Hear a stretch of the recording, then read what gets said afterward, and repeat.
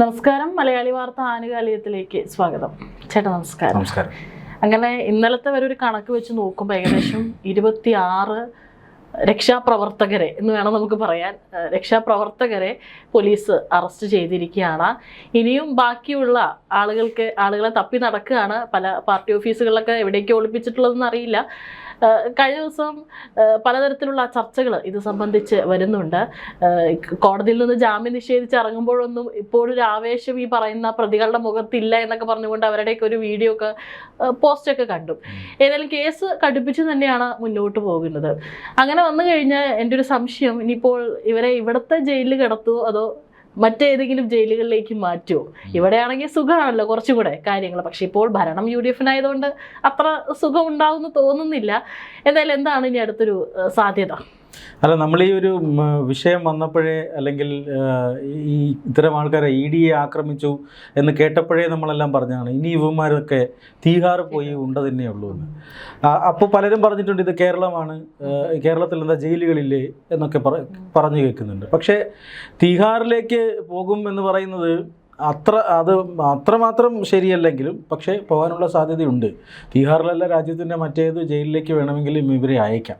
പക്ഷെ അത് പറയുന്നതിന് മുമ്പ് നമ്മൾ കഴിഞ്ഞ ദിവസത്തെ ചർച്ചയിൽ പറഞ്ഞിരുന്നു, ഈ പറയുന്ന രക്ഷാപ്രവർത്തനം വീണയ്ക്കും അതുപോലെ തന്നെ പിണറായി വിജയനും ഒട്ടും രക്ഷയാവില്ല, മറിച്ച് ഇത് പണിയാവുകയുള്ളൂ എന്ന് നമ്മൾ പറഞ്ഞിരുന്നു. അതിൻ്റെ ആദ്യ തെളിവ് ഇപ്പോൾ പുറത്തു വന്നിട്ടുണ്ട്. അത് അല്പസമയം മുമ്പാണ് ഹൈക്കോടതിയുടെ ഡിവിഷൻ ബെഞ്ച് സിംഗിൾ ബെഞ്ചിൻ്റെ വിധിക്കെതിരെ സ്റ്റേ ഇല്ല എന്ന് പറഞ്ഞത്. അതായത് അപ്പീൽ കൊടുത്തിട്ടുണ്ട്, EDയുടെ അന്വേഷണം സ്റ്റേ ചെയ്യണമെന്ന് പറഞ്ഞിട്ടുണ്ട്. പക്ഷേ ഈ സ്റ്റേ ചെയ്യാൻ കോടതി തയ്യാറായിട്ടില്ല. EDയുടെ അന്വേഷണം തുടരാമെന്ന് തന്നെയാണ് ഡിവിഷൻ ബെഞ്ചും പറഞ്ഞിരിക്കുന്നത്. അപ്പോൾ അതൊക്കെ ഇതിൻ്റെ ഒരു എഫക്റ്റാണ്. അപ്പോൾ ഇനി കോടതികൾക്കൊന്നും തന്നെ വീണ വിജയനെയോ അല്ലെങ്കിൽ പിണറായി വിജയനെയോ രക്ഷിക്കാൻ കഴിയില്ല. അവർക്ക് കോടതിയിൽ ഇനിയൊരു അഭയം തേടാനും കഴിയില്ല എന്നതിൻ്റെ ആദ്യ തെളിവാണ് വന്നത്.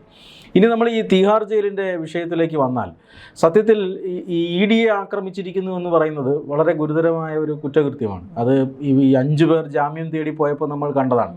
കോടതി എന്താണ് പറഞ്ഞത്? ഇത് രാജ്യത്തിനെതിരായിട്ടുള്ള ആക്രമണമാണ് എന്നാണ് കോടതി പറഞ്ഞത്. അതുകൊണ്ട് തന്നെ ഇത് അതീവ ഗുരുതരമായ കുറ്റകൃത്യമാണ്. കോടതികളൊന്നും അങ്ങനെ ആർക്കും ഇങ്ങനെയുള്ള കുറ്റകൃത്യം ചെയ്യുന്ന ആർക്കൊന്നും പെട്ടെന്നൊന്നും ജാമ്യം കൊടുക്കില്ല. ഇനി കുറേ നാൾ ഇവർ ജയിലിനകത്ത് തന്നെ കിടക്കുമെന്ന കാര്യത്തിലും തർക്കമൊന്നുമില്ല. ഒരുപക്ഷെ വിചാരണയൊക്കെ തുടങ്ങുന്ന ഘട്ടത്തിൽ അല്ലെങ്കിൽ വിചാരണ തീരുന്നവരെ ജയിലിൽ കിടന്നാലും അത്ഭുതപ്പെടാനില്ല. അപ്പോൾ അത്രമാത്രം ഗുരുതരമായ കുറ്റകൃത്യമാണ് ഇവർ ചെയ്തിരിക്കുന്നത്. ഇനിയിപ്പോൾ ED ചെയ്യാൻ പോകുന്നത് എന്ന് പറഞ്ഞാൽ, EDയെ അങ്ങോട്ട് ആക്രമിക്കുകയാണ് ചെയ്തത്. കേന്ദ്ര ഏജൻസിയെ ആക്രമിച്ചിരിക്കുന്നു. അവർക്ക് കാവലായി വന്ന കേന്ദ്ര സേനയെ ആക്രമിച്ചിരിക്കുന്നു. വെറുതെ അല്ല, വലിയ കല്ലുകൊണ്ടാണ് ആക്രമണം നടത്തിയിരിക്കുന്നത്. അവർ ആ വാഹനത്തിനകത്തിരുന്നത് കൊണ്ട് മാത്രമാണ് രക്ഷപ്പെട്ടത്. എന്നിട്ടും അവർക്ക് പരിക്കേറ്റു. വാഹനം മുഴുവൻ അടിച്ച് തകർത്തിരിക്കുന്നു. അപ്പോൾ ഇതിന് പിന്നിലൊരു ഗൂഢാലോചനയുണ്ട് എന്നും വ്യക്തമായിരിക്കുകയാണ്. അപ്പോൾ ഈ സാഹചര്യത്തിൽ ED വെറുതെ ഇരിക്കില്ല. ED ആദ്യം ചെയ്യുന്നത് ആ അടുത്ത പോലീസ് സ്റ്റേഷനിൽ കേസ് കൊടുക്കുക അല്ലെങ്കിൽ പരാതി കൊടുക്കുക എന്നുള്ളതാണ്. നമ്മൾ കണ്ടു അത്. അവർ ആദ്യം നേരെ തമ്പാനൂർ പോയി പരാതി കൊടുക്കുകയാണ് ചെയ്തത്. പിന്നീടാണ് അവർ ഹോസ്പിറ്റലിലും മറ്റും അഡ്മിറ്റ് ആവുന്നത്.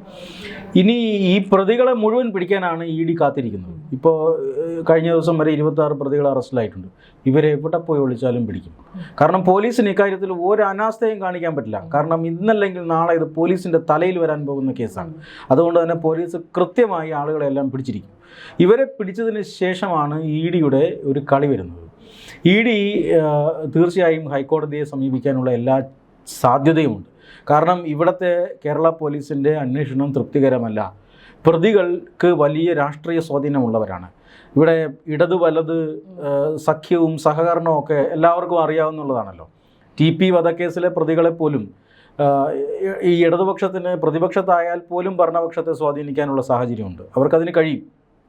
അതുകൊണ്ട് തന്നെ ഇവർ അങ്ങോട്ടും ഇങ്ങോട്ടും ഒരു അഡ്ജസ്റ്റ്മെൻറ്റിൽ ഇപ്പോൾ ഒരു കടുത്ത നടപടി സ്വീകരിക്കും, ഒരു വിട്ടുവീഴ്ചയും ഇല്ല എന്നൊക്കെ VD സതീശനും അതുപോലെ തന്നെ രമേശ് ചെന്നിത്തലയും ഒക്കെ പറയുമെങ്കിലും പിന്നീട് ഈ നേതാക്കൾ തമ്മിലുള്ള ഒരു ചർച്ച വരാനും ഇവർ തമ്മിൽ രമ്യതയിലെത്താനുമുള്ള സാധ്യതയുണ്ട്. അത് ED മുന്നിൽ കാണുന്നുണ്ട്. അതുകൊണ്ട് തന്നെ കേരള പോലീസിൻ്റെ കയ്യിൽ നിന്നും അന്വേഷണം മാറ്റണമെന്നായിരിക്കും ഇനി ED ആവശ്യപ്പെടാൻ പോവുക. ഈ ആക്രമണ കേസ് ഞങ്ങൾക്കതിൽ തൃപ്തിയില്ല എന്ന് ED പറഞ്ഞു കഴിഞ്ഞാൽ ഹൈക്കോടതി ഈ കേസ് പുറത്തേക്ക് മാറ്റാനുള്ള തീരുമാനമെടുക്കും. അങ്ങനെയാണ് എങ്കിൽ ഈ CBIക്കൊക്കെ ആയിരിക്കും പോകുന്നത്. ഇപ്പോൾ NIA വരുമെന്നൊക്കെ പറഞ്ഞ് കേൾക്കുന്നുണ്ട്. NIAക്ക് ഈ കേസിനകത്ത് ഒരു തീവ്രവാദ സ്വഭാവമുള്ള കേസുകളാണല്ലോ NIA പലപ്പോഴും അന്വേഷിക്കുക. ഇത് ഏതെങ്കിലും തരത്തിൽ NIAക്ക് ഏറ്റെടുക്കാൻ സാധിക്കുമോ എന്നറിയില്ല. അങ്ങനെ സാധ്യത ഉണ്ടെങ്കിൽ തീർച്ചയായിട്ടും ആ സാധ്യതയൊക്കെ ഇ ഡി പരിശോധിക്കുമായിരിക്കും. പക്ഷേ ഇവിടെ പ്രധാനമായിട്ടും CBIയുടെ ഒരു വരവിനാണ് സാധ്യത കാണുന്നത്. അതിനുള്ള ഒരു കോടതി ഉത്തരവ് ഹൈക്കോടതി നൽകും. അതിന് പ്രയാസമില്ല, കാരണം കേന്ദ്ര ഏജൻസിയാണ് ഹൈക്കോടതിയെ സമീപിച്ചിരിക്കുന്നത്. അങ്ങനെ ഉണ്ടായാൽ ഈ CBIയുടെയും അതുപോലെ തന്നെ NIAയുടെ ആയാലും ഇവരുടെയൊക്കെ ആസ്ഥാനം ഡൽഹിയിലാണല്ലോ, അവർ ഡൽഹിയിലേക്ക് ഈ കേസ് മാറ്റും. ഡൽഹിയിലേക്കാണ് മാറ്റുന്നതെങ്കിൽ ഈ പറയുന്ന പ്രതികൾ മുഴുവൻ തീഹാറിലേക്ക് മാറ്റും. ഇനി ഡൽഹിയിലേക്ക് തന്നെ മാറ്റണമെന്നില്ല, മറ്റ് സംസ്ഥാനങ്ങളിലേക്കൊക്കെ മാറ്റാൻ സാധ്യതയുണ്ട്. ഇവരുടെ ഇതിനിടയിലൊരു രാഷ്ട്രീയവും ഉണ്ടല്ലോ. അതുകൊണ്ട് തന്നെ BJP ഭരിക്കുന്ന സംസ്ഥാനങ്ങൾ, മഹാരാഷ്ട്രയോ ഗുജറാത്തോ അങ്ങോട്ടൊക്കെ ഈ കേസ് മാറ്റാനുള്ള എല്ലാ സാധ്യതയുമുണ്ട്. അങ്ങനെയാണെങ്കിൽ അവിടങ്ങളിലൊക്കെ ജയിലിലേക്കായിരിക്കും ഇവർ പോവുക. കാരണം നമുക്കറിയാം, ഈ സഖാക്കളാണ് ജയിലിൽ കിടക്കുന്നത്. ഇവർക്ക് ജയിലിനകത്ത് ഫോൺ സൗകര്യം ഒരുക്കി കൊടുക്കാൻ ഇവിടെ ആളുണ്ട്. ഇവിടെ അവർക്ക് കഞ്ചാവും ബീഡിയും എന്തിനേറെ പറയുന്നു മദ്യവും വരെ ജയിലിനകത്ത് എത്തിച്ചു കൊടുക്കാനുള്ള സ്വാതന്ത്ര്യമുണ്ട്. ഇവിടെ UDF ആണ് ഭരിക്കുന്നതെങ്കിൽ കൂടി രാഷ്ട്രീയ ഇടപെടലുകൾ നടത്താൻ അവർക്ക് സാധിക്കും. അപ്പോൾ അതുകൊണ്ട് തന്നെ ഇതൊക്കെ കണക്കിലെടുത്തുകൊണ്ട് ഇവരെ എത്രയും വേഗം ഇവിടെ നിന്ന് മാറ്റാനായിരിക്കും ED ശ്രമിക്കുക. അങ്ങനെയാണെങ്കിൽ ഈ പറയുന്ന തീഹാറിലേക്ക് എത്തിപ്പെടാനുള്ള അല്ലെങ്കിൽ മറ്റേതെങ്കിലും സംസ്ഥാനങ്ങളിലെ ജയിലുകളിലേക്ക് എത്തിപ്പെടാനുള്ള സാധ്യതയുണ്ട്. അതാണ് ഈ തീഹാർ എന്ന ആദ്യം മുതലേ കാണുന്നത്. അതുകൊണ്ട് തന്നെ UDF ഭരിക്കുന്നു എന്നുള്ളത് കൊണ്ട് തന്നെ ഇവർക്ക് ഇവിടെ തന്നെ എല്ലാ ശിക്ഷാവിധിയും കിട്ടുമെന്ന് കരുതേണ്ട. പോലീസ് എന്തായാലും എല്ലാവരെയും അറസ്റ്റ് ചെയ്യുന്ന കാര്യത്തിൽ തർക്കമൊന്നുമില്ല. കാരണം പോലീസിനറിയാം ഇത് അടുത്ത ഘട്ടത്തിൽ നമ്മുടെ കയ്യിൽ നിന്നും പോകുന്ന സാധനമാണ് എന്ന് അവർക്ക് കൃത്യമായി അറിയാം. അതുകൊണ്ട് തന്നെ അവർ രാഷ്ട്രീയ മേലാളന്മാരെ ഈ കേസിൽ അനുസരിക്കാൻ പോകുന്നില്ല. അവർ കൃത്യമായ നടപടി സ്വീകരിക്കും. പക്ഷേ ഈ കോടതിയിൽ നിന്ന് ഇറങ്ങിപ്പോകാനും അല്ലെങ്കിൽ ജയിലിനകത്ത് ഇവർക്ക് അല്ലെങ്കിൽ ഭരണകൂടത്തിനകത്ത് ചില ചർച്ചകൾ അങ്ങോട്ടും ഇങ്ങോട്ടും നടത്തുക, ഇതിനൊക്കെയുള്ള സാധ്യത പരിഗണിച്ച് ED അടുത്ത ഘട്ടത്തിലേക്ക് കടക്കുന്നു എന്നാണ് അറിയാൻ സാധിക്കുന്നത്.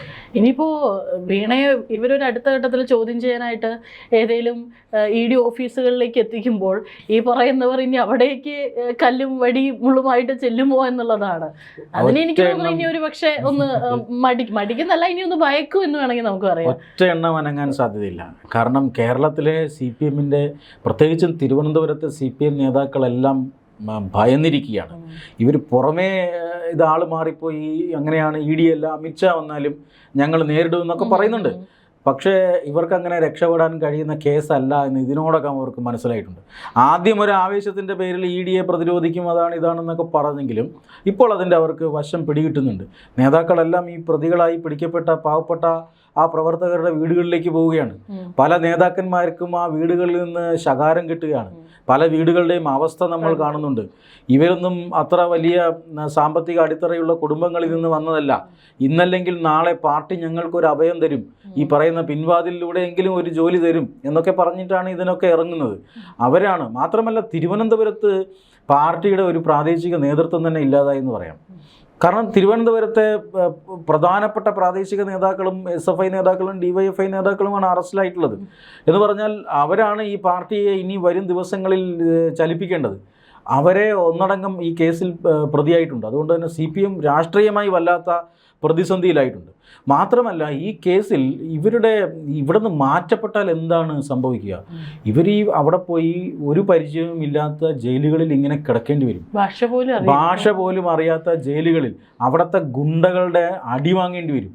അവിടുത്തെ ഗുണ്ടകൾ കഴുത്തിന് പിടിക്കും, അവർക്ക് കൈക്കൂലി കൊടുക്കേണ്ടി വരും. അവിടുത്തെ പല ജയിലുകളിലും അങ്ങനെയാണ്.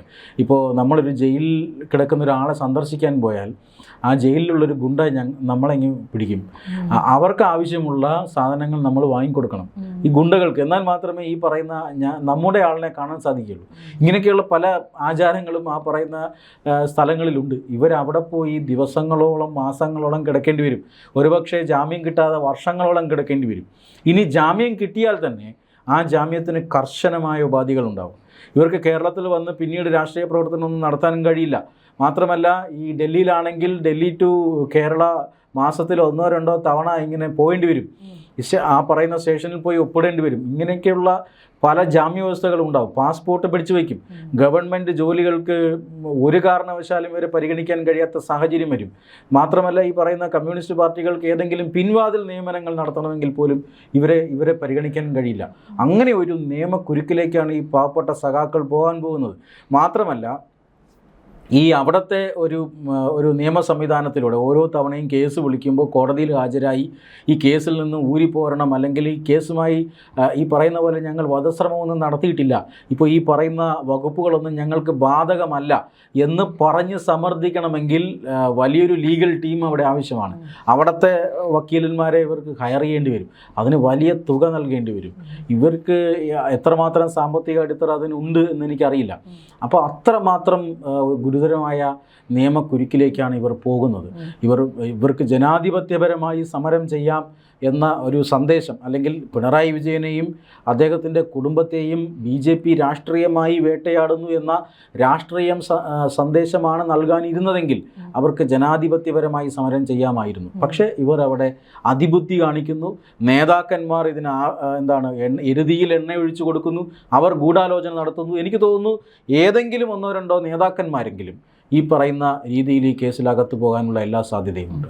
ഇതിപ്പോൾ ഈ അണികൾ, ഈ ആവേശം കാണിച്ചിട്ടുള്ള അണികൾ ഓരോ ദിവസം ഓരോരുത്തരായിട്ട് അറസ്റ്റിലാകുമ്പോൾ ഒരു കാര്യം ശ്രദ്ധിച്ചു, ഇപ്പോൾ എവിടെയും പരസ്യമായിട്ടുള്ള പ്രതിഷേധങ്ങൾ നടക്കുന്നില്ല. അതായത് ഇതുമായി ബന്ധപ്പെട്ട് പിറ്റേന്നൊക്കെ നമ്മൾ കണ്ടതാണ്, പരസ്യമായി വെല്ലുവിളിക്കുകയാണ് EDയെയും കേരള പോലീസിനെയൊക്കെ. അവരുടെ നെഞ്ചത്ത് കയറി ഞങ്ങൾ താളം ചവിട്ടും എന്നൊക്കെ പറഞ്ഞുകൊണ്ട് പല ജില്ലാ സെക്രട്ടറിമാരൊക്കെ തന്നെ വെല്ലുവിളിക്കുന്ന ഒരു കാഴ്ച കാണാനായിട്ട് സാധിച്ചു. ഏതായാലും ഓരോരുത്തരായിട്ട് അറസ്റ്റിലാവുന്നതും ഇതിൻ്റെയൊക്കെ ഒരു നിയമവശങ്ങൾ ഇപ്പോൾ ഏകദേശം എനിക്ക് തോന്നുന്നു മനസ്സിലായതുകൊണ്ടായിരിക്കാം ഇപ്പോൾ എവിടെയും ഒരു ഏരിയയിലും ഇപ്പോൾ പ്രതിഷേധ ധർണയോ യോഗങ്ങളോ അല്ലെങ്കിൽ ഈ പന്തംകൊളുത്തി പ്രകടനങ്ങളോ ഒന്നും തന്നെ കാണാനായിട്ട് സാധിക്കുന്നില്ല എന്നുള്ളത് ഏതായാലും ഒരു കാര്യം. ഇനിയിപ്പോൾ നമുക്ക് നോക്കാം അടുത്തൊരു ഘട്ടം എന്തായിരിക്കും കടക്കാൻ പോകുന്നത് എന്നുള്ളത്. ഏതായാലും ED കടുപ്പിച്ച് തന്നെയാണ്. വീണയുടെ കേസ് അതുകൂടെ നടക്കുന്നുണ്ട് സൈഡിലൂടെ. അതിനെതിരെയുള്ള നടപടികൾ ഓരോ ഘട്ടം തന്നെ എടുക്കും. ഇനി ഈ ഒരു കാര്യത്തിൽ കൂടുതൽ ഇനി 26 അണികളാണ് ഇതുവരെ അറസ്റ്റിലായിട്ടുണ്ട് എന്നാണ് അറിയാൻ സാധിച്ചത്. അതിൻ്റെ എണ്ണം ഇനി കൂടും.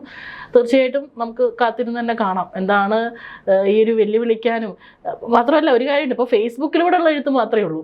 ഇപ്പോൾ നേരിട്ടുള്ള ഇറങ്ങിയുള്ള വെല്ലുവിളിയില്ല. അപ്പോൾ ഫേസ്ബുക്ക് പേജുകളിലൂടെ നമുക്ക് പല പാർട്ടി ഗ്രൂപ്പുകളൊക്കെ ശ്രദ്ധിച്ചു കഴിഞ്ഞാൽ മനസ്സിലാകും. ഇപ്പോഴും ഈ ഒരു വെല്ലുവിളിച്ചുള്ള പോസ്റ്റുകളൊക്കെ ഉണ്ട്, അതൊക്കെ അവിടെ തന്നെ ഉണ്ട്.